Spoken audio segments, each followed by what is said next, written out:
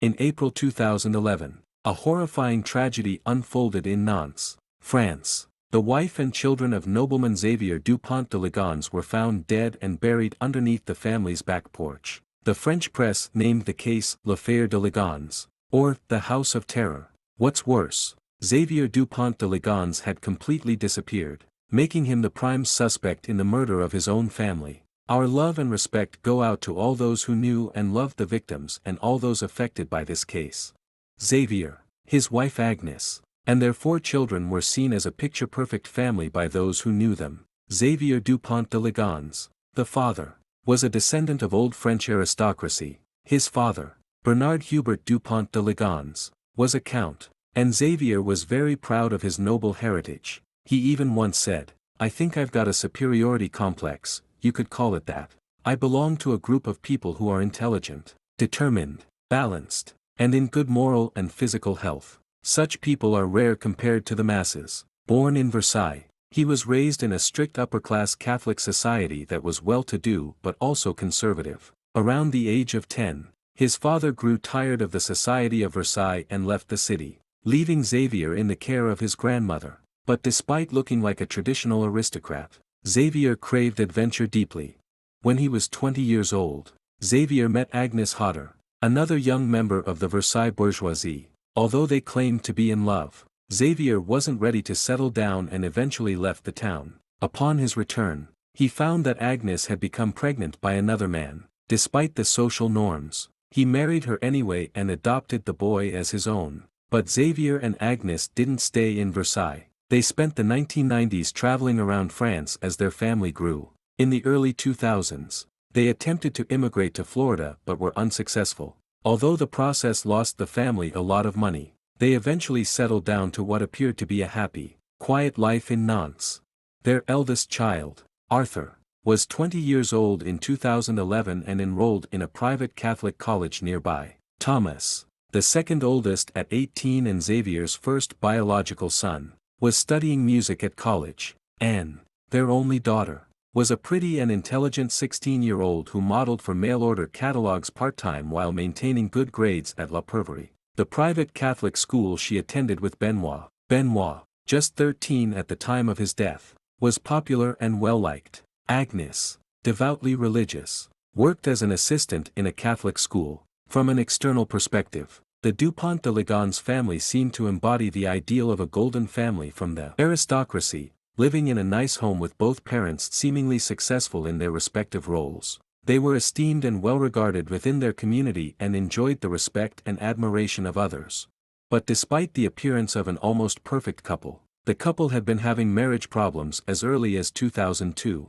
Agnes complained online, "Xavier is too judgmental, too quick to argue, too rigid, too military. There's no more tenderness between us, no more attention, no softness, no sex. When I ask him if he's happy, his response is the same, 'Yes, I am, but if we could all die tomorrow, that would be better.'"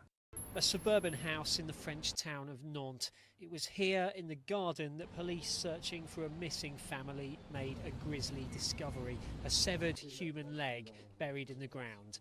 Further searches turned up 5 bodies. The Dupont de Ligonnès marital problems worsened. In 2005, Agnes even filed a police report against her husband for attacking Arthur, her eldest son. Financial problems worsened their relationship. Despite his aristocratic pedigree, Xavier had failed to create a steady career for himself. He had started a series of businesses, including running a hotel guide and membership card program, but none ever became successful. They relied mostly on money inherited from Agnes' family, and by 2011, that money was in danger of running out. Xavier had mired himself in debt and was becoming increasingly desperate. He'd taken up a mistress in Paris and had even been forced to borrow €50,000 from her out of desperation. In an email to her in 2010, he shared that he was ruined, at rock bottom like never before.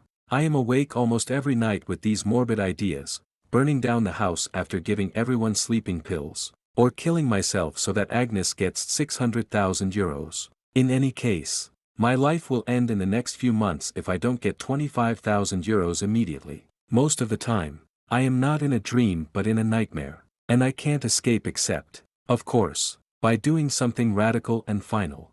In January 2011, just 3 months prior to the murders, Xavier's father, the Count Bernard Hubert Dupont de Ligonnès, passed away. After his death, Xavier went through his father's belongings looking for things of value, but his father had also had financial problems and had been living near poverty before he died. The following month, Xavier got his gun license and started frequenting a shooting range just outside Nantes, sometimes bringing his sons along. In the weeks leading up to the Dupont de Ligonnès murders, Xavier also bought cement, chalk, lime, bullets, cleaning supplies, garbage bags, a spade, and a trolley. Witnesses mentioned seeing Xavier loading things into his car in the week before he completely disappeared.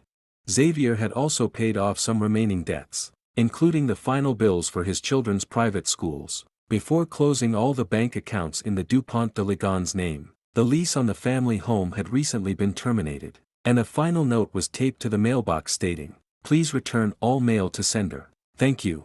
A sign for the postman said, "Return to sender." On April 11th, La Perverie, the school and Benoit attended, received a note from Xavier saying he was pulling them out as the family was planning a sudden move to Australia for business. "About 10 days ago, I got a letter from the father saying he was going to work in Australia, and so the children wouldn't be coming to school anymore." The school where Agnes worked received a similar message. The message said Agnes wanted to quit her position immediately due to her husband's job transfer. However, her boss was unable to reach her when she reached out to follow up on her quick departure. The first sign of anything suspicious came on April 1st, when Arthur Dupont de Ligonnès, the eldest child, did not show up to the restaurant where he worked to pick up his paycheck. Concerns began to grow. However, just 2 days later, the rest of the family was seen out at a restaurant, having a seemingly happy dinner together. This evening, April 3rd, was the last time the two youngest children, Anne and Benoit, would be seen. The children did not attend school the following day, reportedly due to an illness. Thomas, the second oldest child, returned to school on April 4th but was called back home by his father, who mentioned a family emergency. That night, Xavier traveled to Nantes to have dinner with his son Thomas at a high-end restaurant. Waiters recalled that Thomas seemed unwell during the meal, and father and son barely spoke. In the following days, odd messages from Thomas mentioned illness and problems with his phone charger. Concerns grew when he missed important commitments. On April 6th, Arthur's girlfriend, worried by his silence, visited their home in Nantes. Although lights were on inside and the dogs were quiet, no one answered the door. On April 7th, witnesses observed Xavier loading several large bags into his car. That same day, neighbors claimed to have seen Agnes, though the timing remains inconsistent with other evidence. By April 8th, Xavier's actions took a strange turn. He used the family's IP address to send messages, including a post on a Catholic board and emails to relatives to assure them he was fine. On April 11th, and then Benoit's school received a letter announcing their departure to Australia due to urgent career changes for the family. This letter, dated April 11th, has fueled numerous theories surrounding the case. In this letter, Xavier claimed the family had been relocated to the United States under a witness protection program. He instructed their family not to contact them for several years and to say that they had moved to Australia for work. On April 11th, Xavier began a journey starting with a night at a hotel near Toulouse. The next evening, he moved further southeast to the Provence-Alpes-Côte d'Azur region, where he checked into another hotel under an alias, paying with his credit card. Meanwhile, back in Nantes, concerns were mounting over the Dupont de Ligonnès family. Neighbors noticed the house had been quiet and closed up for about a week. With Anne's car unmoved, they decided to call the police for a wellness check.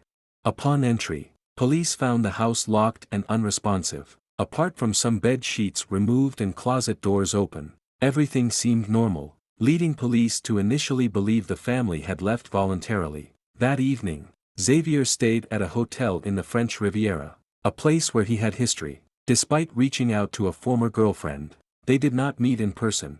On April 14th, Xavier withdrew a small amount of cash from an ATM and spent the night at another hotel on the southeastern coast of France. Surveillance cameras captured him that night, marking the last confirmed sighting. The following day, April 15th, Xavier checked out of the hotel and disappeared. He left his car behind at the hotel and has not been seen since.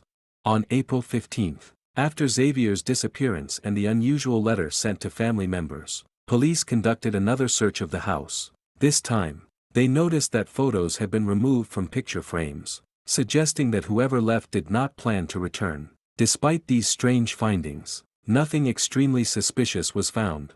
As concerns grew, Agnes's family pressured the police for further investigations. Subsequent visits on April 18, 19, and 20 also yielded no significant findings. However, on April 21, during the police's final search of the residence, the horrifying truth came to light.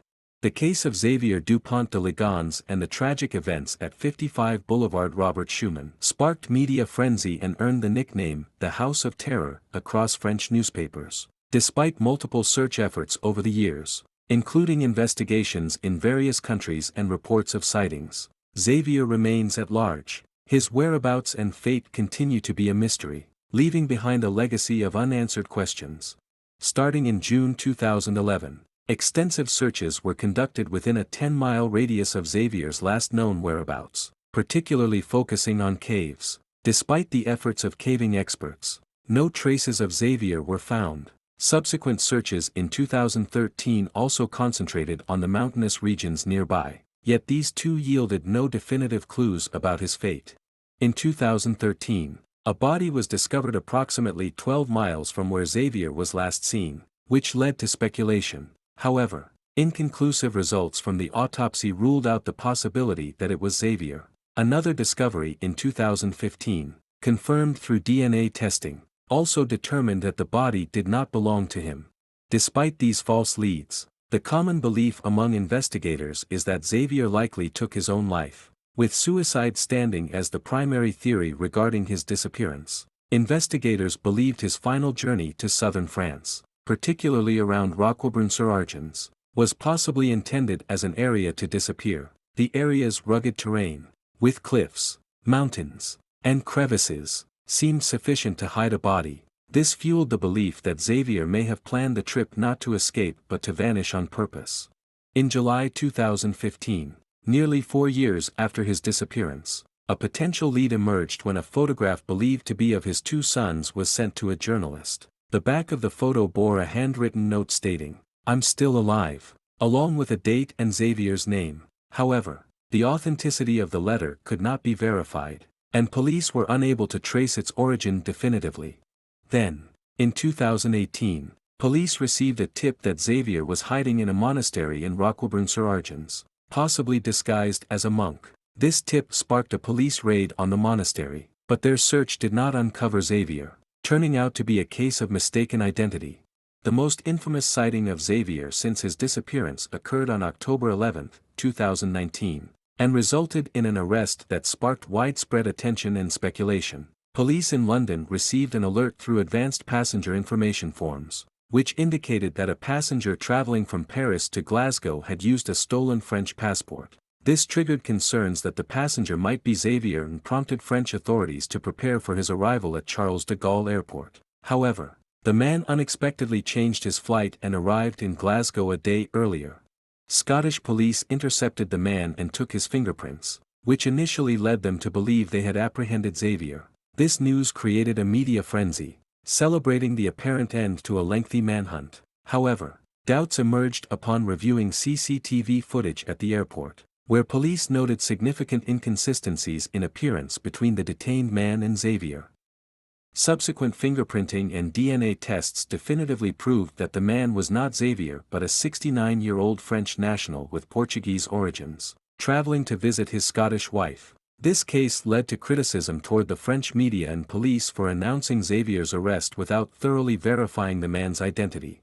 Since this incident in 2019, there have been no reports regarding Xavier's whereabouts, leaving his fate and location a mystery. Some who knew him remain convinced that he is not only deceased but also innocent. They believe that the man they knew would never have committed the acts he is accused of. Despite these beliefs, investigations and forensic evidence have not supported this theory. There were doubts about whether the remains found truly belonged to Agnes and the children. This skepticism arose partly due to procedural concerns. such as the quick burial approval and the family's advice not to view the bodies. Despite these doubts, no credible alternative theory has surfaced regarding the identity of the bodies.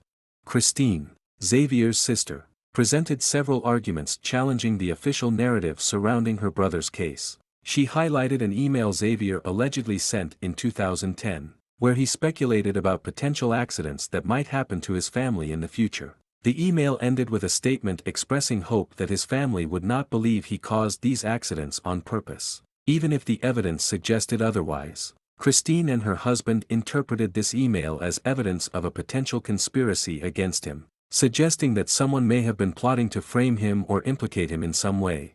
However, the police believed Xavier had been planning the murders for some time and may have been preparing to manipulate his family's perceptions of his innocence. In her blog, Christine also raised doubts about his physical capability to bury Agnes and the children underneath the porch. Given his reported back and neck problems, the space under the porch was relatively low, only about 1-2 meters high, which would have required someone to work on their hands and knees without the aid of long tools like shovels or hoes that Xavier had purchased. Christine questioned whether he would have been physically able to carry out such a task alone. These arguments against his guilt primarily rest on personal relationships and familial loyalty rather than concrete evidence contradicting the police investigation. The forensic evidence, including DNA and ballistics analysis, points directly to Xavier as the person responsible for the crime.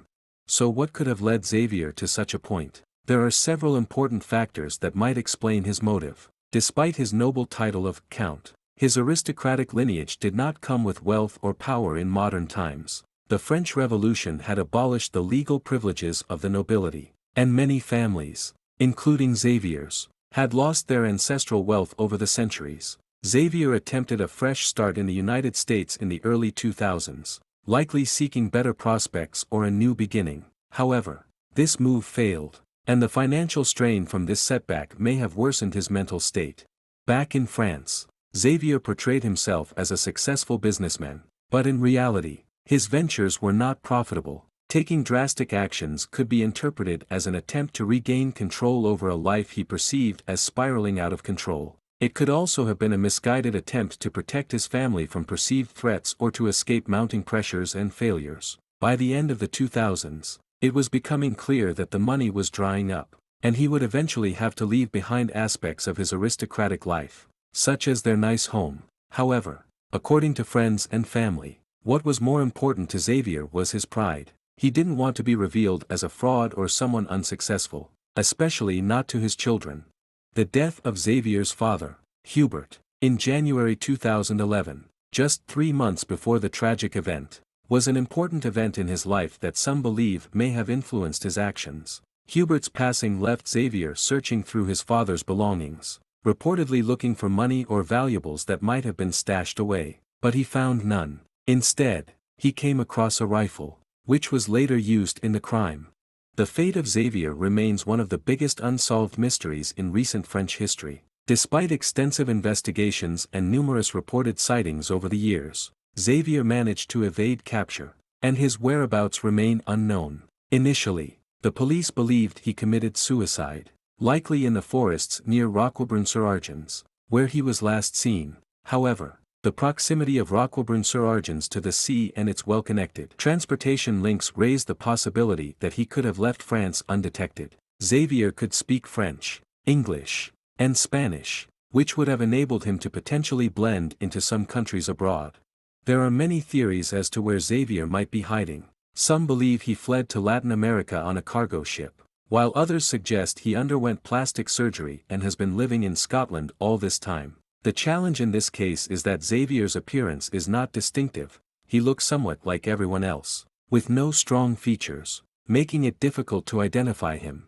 Up until today, Xavier has never been formally charged with any crime, and so the case remains technically unresolved. However, since the launch of a popular unsolved mystery series, the police have received 20 new credible tips from viewers about the cases featured on the show. One of the most recent tips was from an eyewitness who claimed to have seen Xavier in America, on Lakeshore Drive in Chicago. The witness even sent in a photo they took of the alleged suspect. A producer on the show admitted that the person in the photo looked quite a bit like Xavier. whether this sighting gives way to a new lead or not. Perhaps one day a tip will lead authorities straight to Xavier. But for now, no one can say for sure where he went. Do you think Xavier is still alive and hiding somewhere today? Share your thoughts in the comments below. If you want more videos like this, please be sure to like the video, subscribe, and hit the notification bell so you don't miss out on more true crime content.